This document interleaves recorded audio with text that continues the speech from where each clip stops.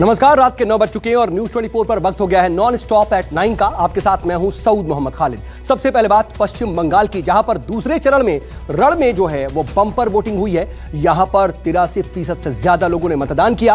हालांकि bumper voting से खेला होगा या फिर परिवर्तन, ये तो 2 मई को ही पता चलेगा। लेकिन केंद्र सरकार और चुनाव आयोग के खिलाफ ममता बनर्जी के तेवर बेहद तीखे हो चले हैं। पीएम मोदी की माने तो दीदी की यह बौखलाहट उनकी हार की तस्दीक कर रही है।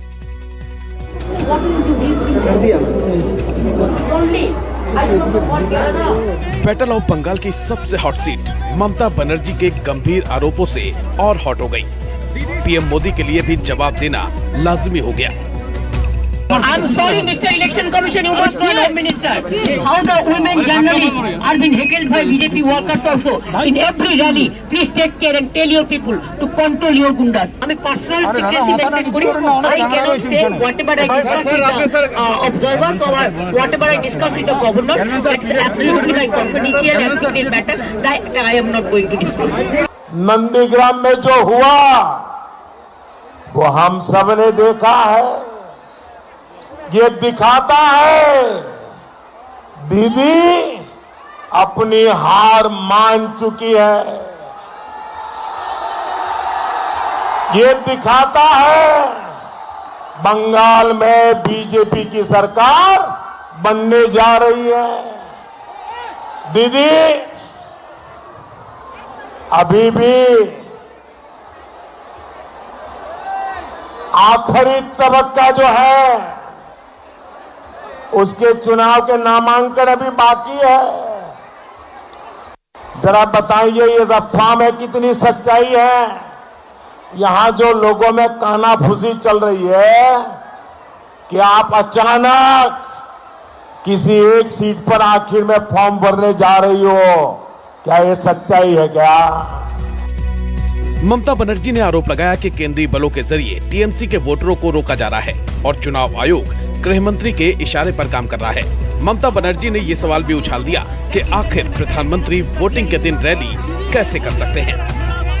वो क्या करेगा बेचारा? वो लोग तो सेंट्रल फोर्सेस है, हम उसको लिए हम I am proud of them, हम उसको हमारा बाबा सिस्टर मानते हैं। लेकिन वो तो होम मिनिस्टर इंस्ट्रक्शन दिया है। क्यों इलेक्शन कमीशन होम मिनिस्टर का इंस्ट्रक्शन सुनेगा? और इलेक्शन का अंदर में अगर वो शाउटिंग स्लोगन चले, पब्लिक को गांव से नहीं आने दे, तो किसका गलती है? इलेक्शन कमीशन को इसको बैड रिजल्ट नहीं हो रहा है, इलेक्शन कमीशन का बैड नेम नहीं हो रहा है। हम तो चाहते हैं इलेक्शन फ्री एंड फेयर हो। हम सेशन का टाइम में देखा, हम पुलिस का टाइम में देखा, हम और भी बहुत सारे था जो इलेक्शन कमीशन ऐसा खराब इलेक्शन हमको नहीं देखा। दीदी का हर एक्शन देख लीजिए, सब कुछ स्पष्ट नजर आता है। शुरुआती रुख पता चला तो दीदी भवानीपुर सीट छोड़कर नंदीग्राम पहुंच गई। नंदीग्राम जाकर लगा और उन्हें लगा कि यहां आकर गलती कर दी है और अब तक का जो पोलिंग का मूड है, जो काम पूरा बंगाल करना चाहता था वो आज नंदीग्राम पहले ही कर रहा है। इससे पहले ममता बनर्जी ने आरोप लगाया कि नंदीग्राम में बाहरी लोग हंगामा कर रहे हैं, मतदाताओं को रोक रहे हैं और वो इसकी शिकायत चुनाव आयोग से करेंगी। चुनाव आयोग ने नहीं सुना तो अदालत भी जाएंगी। लेकिन हावड़ा के उलबेरिया में चुनावी रैली को संबोधित करते हुए पीएम मोदी ने इसे भी दीदी की बौखलाहट बता दिया। दीदी के भी एलिगेशन हो रहे हैं, सुबह से वो फैक्ट है। घर में पूछो ना। And what is it to us talking? We are not Bengal. They are not from Bengal. They are the outsiders. And that's complaint we are giving so many times. But election commission is only, I don't know what they are doing.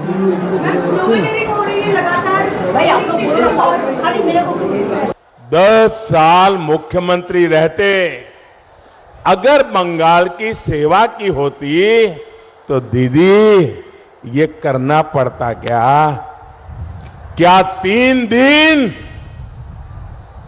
एक ही क्षेत्र में गुजारने के लिए मजबूर होना पड़ता क्या? ईवीएम को गाली वो पहले ही दे चुकी है। चुनाव आयोग को कटघरे में वो पहले ही खड़ा कर चुकी है। दीदी, ओ दीदी, आपका व्यवहार, आपके शब्द, आपकी बौखलाहट बंगाल के लोगों में चर्चा का विषय बने हुए हैं। आपने बंगाल के साथ विश्वासघात किया। नंदीग्राम के चुनावी संग्राम में ममता बनर्जी से लोहा ले रहे बीजेपी उम्मीदवार शुवेंदु अधिकारी ने भी ममता बनर्जी पर लोगों को उकसाने के आरोप लगाए। चुनाव आयोग से शिकायत करने की बात कही। अरे पहले कोई ऑपोजिशन नहीं था, मैं तो उस पार्टी में था, यहाँ कोई रेजिस्टेंस नहीं था और कोई कंप्लेन भी नहीं था। इस बार तो पूरा के पूरा जबरदस्त कंपटीशन है। जबरदस्त मींस पॉलिटिकल फाइट, इसलिए टीएमसी डेस्परेट एटीट्यूड होकर लेकर ये सब काम कर रहा है। इधर पश्चिम बंगाल के राज्यपाल जगदीप धनखड़ ने ममता बनर्जी को आश्वस्त किया है कि कानून के शासन का पालन होगा, उनकी चिंताओं का ख्याल रखा जाएगा। वरुण सिन्हा के साथ मनोज पांडे, नंदीग्राम, न्यूज़ 24। इधर असम में भी दूसरे चरण के रण में करीब 77% वोटिंग हुई और कांग्रेस और बीजेपी दोनों का दावा है कि बम्पर वोटिंग उन्हीं के पक्ष में हुई है। लेकिन इसके साथ ही असम में तीसरे और अंतिम चरण का प्रचार अभियान भी तेज हो गया है। पीएम मोदी ने कांग्रेस की सहयोगी AIUDF नेता बदरुद्दीन अजमल पर असमिया संस्कृति के अपमान का आरोप जड़ दिया है।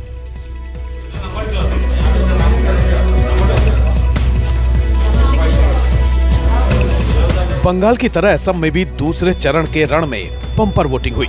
सुबह से ही मतदान केंद्रों में लंबी लंबी कतारें दिखी। सिलचर में कांग्रेस नेता सुष्मिता देव ने अपना वोट डाला। असम के नौगांव में कांग्रेस उम्मीदवार शांतनु शर्मा और बीजेपी उम्मीदवार रूपक शर्मा ने भी अपने मताधिकार का इस्तेमाल किया। आज जो माहौल जो देख रहा है अभी, इससे I am quite confident that हम चुन के आएंगे, यहाँ से 100% चुन के आएंगे नौगांव कॉन्स्टिट्यूंसी से। कांग्रेस के टाइम में क्या होता का मालूम है, कोई भी डेवलपमेंट नहीं था। ये 5 साल में जितना डेवलपमेंट हुआ असम में, अभी हाँ असम के लोग बोल रहे हैं कि फ्री बीजेपी को सही है, हर तरफ से बीजेपी का सीट आएगा और 100+ सीट लेके हम लोग अभी फिर हम लोग सरकार होगा। असम के होजाई में AIUDF प्रमुख बदरुद्दीन अजमल ने अपना वोट डाला और राज्य में कांग्रेस की सरकार बनने का दावा किया। बदरुद्दीन ने आरोप लगाया कि कांग्रेस पर आरोप लगाने वाली बीजेपी खुद बांग्लादेशियों को लाती है।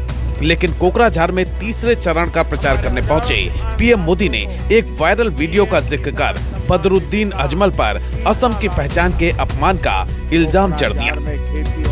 फेज में तो हम लोगों ने कह दिया है कि 30 से 32 सीटें हमारी आ रही है। सेकंड फेज में ये हमारा एरिया ही है, तो इसलिए बीजेपी का इसमें आगे बढ़ने का कोई सवाल ही नहीं पैदा होता है। हमारे लोग ही आगे बढ़ेंगे इंशाल्लाह। और थर्ड फेज में भी हम लोग जाएंगे। इसका मतलब ये है कि सरकार हमारे महागठबंधन की बनेगी। यही लोग बांग्लादेशियों को लाते हैं, काल आके बांग्लादेश के लोगों को लाना चाहते हैं। हम बांग्लादेशी को लाने वाले नहीं, हम बांग्लादेशियों को भगाने वाले। एक वीडियो में पूरे असम ने देखा है कि कैसे असम की पहचान, असम की बहनों के श्रम के प्रतीक, यहां की एक पहचान गमोसा का सरेआम अपमान किया गया। असम को प्यार करने वाला हर व्यक्ति इन तस्वीरों को देखकर बहुत आहत है, बहुत गुस्से में है। इस अपमान की सजा कांग्रेस को तो मिलेगी ही, इस पूरे महाझूठ को मिलेगी। फुटबॉल के खेल का जिक्र करते हुए पीएम मोदी ने कहा कि असम की जनता ने कांग्रेस और उसके गठबंधन को रेड कार्ड दिखा दिया है। यहाँ के नौजवानों में फुटबॉल बहुत फेमस है। अगर मैं उन्हीं की भाषा में कहूं तो कांग्रेस और उसके महाझूठ को यहाँ के लोगों ने फिर रेड कार्ड दिखा दिया गया है। साथियों, असम के विकास के लिए असम के लोगों का विश्वास एनडीए पर है। असम में शांति और सुरक्षा के लिए असम के लोगों का विश्वास एनडीए पर है। असम में तीसरे और आखिरी चरण में 6 अप्रैल को 40 सीटों के लिए वोट डाले जाएंगे। शाह आलम, गुवाहाटी, न्यूज़ 24। इधर बुधवार की रात केंद्र सरकार ने छोटी बचत योजनाओं पर मिलने वाली ब्याज दर में कटौती का फैसला किया, लेकिन आज पौ फटने से पहले ही केंद्र सरकार ने अपना आदेश वापस ले लिया। कांग्रेस का आरोप है कि केंद्र सरकार ने 5 राज्यों के चुनाव को देखते हुए ये यू टर्न लिया है। 5 राज्यों के चुनावी दंगल के कारण केंद्र सरकार को ब्याज दरों में कटौती पर यू टर्न लेना पड़ गया। महज 18 घंटों के भीतर सरकार ने पीपीएफ और एनएससी जैसी छोटी बचत योजनाओं पर ब्याज दर में कटौती का प्रस्ताव वापस ले लिया। सत्ताधारी बीजेपी के प्रवक्ता इसे लीक बता रहे हैं, तो कांग्रेस का कहना है कि सरकार ने चुनाव में जनता के गुस्से के डर से अपना फैसला बदला है। जो गलती से ओवरसाइट से जो रेट कट का अनाउंसमेंट हो गया था, उसको तत्काल आदरणीय निर्मला सीतारमण जी ने अपने ट्वीट के द्वारा उसे विड्रॉ किया है और राजनीतिक पार्टी जो राजनीति करना चाहती है उनके मुंह में लगाम डाल दिया है, इसलिए कि ये मोदी जी की सरकार है। अनजाने में ऑर्डर निकला। ये जो है ओवरसाइट था, ये अपने आप में गंभीर मामला है कि इतनी गवर्नमेंट इतनी बड़ी भारत सरकार की और वो इस तरह का ऑर्डर बिना उनकी सहमति के निकल गया तो क्या है। तो इस पे खुलासा करना चाहिए, वित्त मंत्री जी को बताना चाहिए देश को कि कैसे ये ऑर्डर निकल गया। और दूसरे वो गारंटी दें कि वो जो है ब्याज की राशि घटाने वाली नहीं है, दोबारा इस तरह का सर्कुलर नहीं आएगा, क्योंकि इससे आम आदमी का भारी नुकसान होने वाला। क्योंकि ज़्यादातर जगह सबका ये कहना है कि सिर्फ चुनाव भर के लिए, क्योंकि इसमें उन्होंने कहा है कि ओनली फॉर दिस क्वार्टर, इस तिमाही के लिए जो है ये रोका जाता है।